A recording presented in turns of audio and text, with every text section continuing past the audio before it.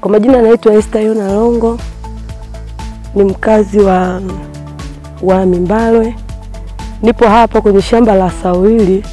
Tupo na shughuli ya upandaji miti hapa. Tunaendelea na shughuli hii.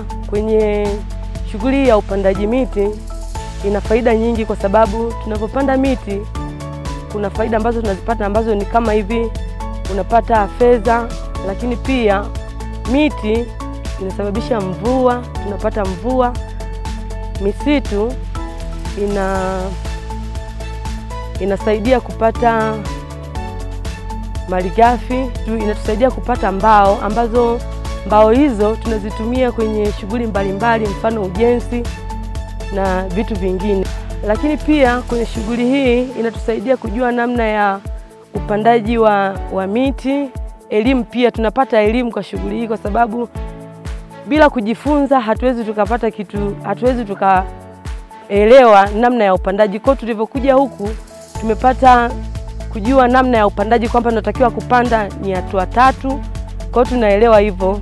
Kwa maana yake hii pia ni elimu ambayo tumefaidi kwa kuja huku. Tumepata elimu, hata tunavyoenda huko kupanda kwenye mashamba yetu tunaenda kupanda kulingana na tulivyojifunza huko. Nipo katika shamba hili la Sawili katika upandaji miti kama tunavyoona. Lakini katika upandaji miti huu kuna faida mbalimbali ambazo tunazipata katika kupanda miti. Faida ya kwanza, tunaona kabisa upandaji miti kwetu sisi ni ajira, lakini pia misitu inatusaidia kupata malighafi kama vile kutengeneza karatasi, kutunza vyanzo vya maji. Na shukuru TFS, tunapata elimu tunapopanda, tunapata vipimo vizuri kama zamani tulikuwa tunashindwa kuelewa. Sasa tunajifunza vizuri kupanda miti kibiashara, miti iwe na afya nzuri. Kwa hiyo ninashauri wenzangu, vijana wa nyumbani mitaani, waje hapa hata kidogo watapata elimu, wanapofanya kazi hapa wapate elimu ya kupanda miti kibiashara.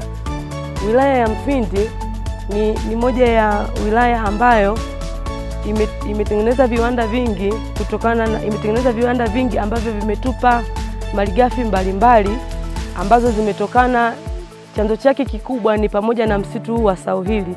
Kwa hiyo kupitia msitu huu wa Sawili, wilaya yetu ya Mfindi imefanikiwa kuendesha viwanda hivyo ambavyo vinaendelea. Na wawekezaji pia wameendelea kuja, kwa sababu wilaya hii imekuwa ni moja ya wilaya ambayo ina vitu vizuri ambavyo vinatokana na misitu hii.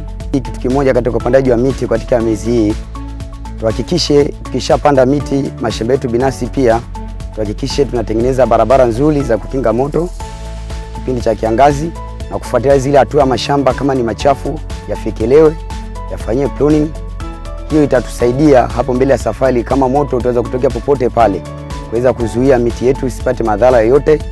Na wasi sana wananchi tuwe pamoja sana katika zoezi hili, na wasi tena wengine ambao wako nyumbani ambao hawajapata ajira, ambao wanashindwa kufika huku, na washauri watokee kwa wingi, tupate elimu, tupate ajira kuliko kubaki mitaani huku tunazunguka tu wakati ajira Sawili imetupa.